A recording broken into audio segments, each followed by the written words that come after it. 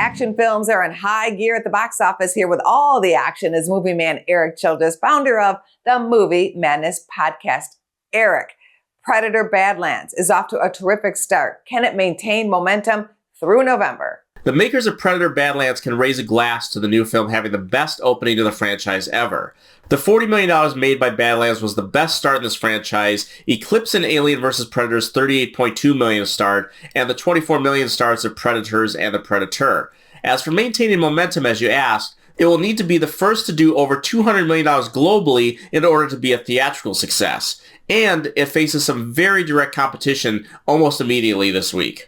That competition is another remake and the fourth Stephen King adaptation this year. Here's a look at The Running Man. It's the biggest show in the country. Bloodlust is our birthright! Set it free! Welcome to The Running Man! Do you think The Running Man will be a hit with audiences? Well, it's certainly getting its celebrity endorsements from Tom Cruise and the star of the first adaptation, Arnold Schwarzenegger, but critic reviews have been a bit mixed. Paramount smartly moved this off last week with a direct face-to-face with Predator, which may have led to a #1 finish this week, but projections have been coming in on the lower end. Edgar Wright's version is much closer to the original book, with his protagonist Ben Richards, played now by Glenn Powell, as a contestant on the Running Man game show, moving around the country while people try to kill him.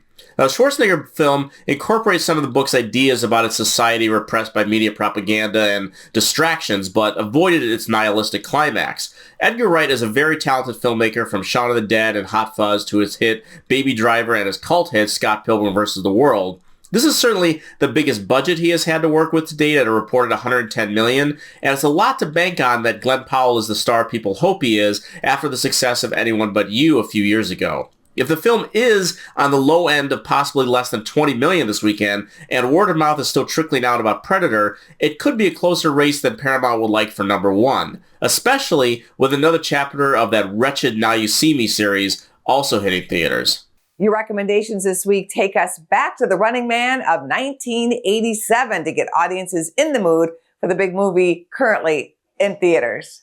And why not a little nostalgia, Angie? It is funny that both of Arnold Schwarzenegger's 1987 films are getting sequels and remakes in back-to-back weeks, and as I mentioned, almost went head-to-head last week. But for those still looking for the continuing adventures of the Predator, go back to the film that started it all that Roger Ebert so aptly called Alien Meets Rambo, with Arnold and his crack team of soldiers facing off against the alien taking a hunting vacation on Earth. It is on Hulu now, and while you're there, you can also see Prey, Dan Trachtenberg's first streaming Predator film that reinvigorated this franchise. Then, you can head on over to Paramount, where they are hosting Schwarzenegger in his version of The Running Man, which is set in 2017, while Stephen King's original book was set in 2025.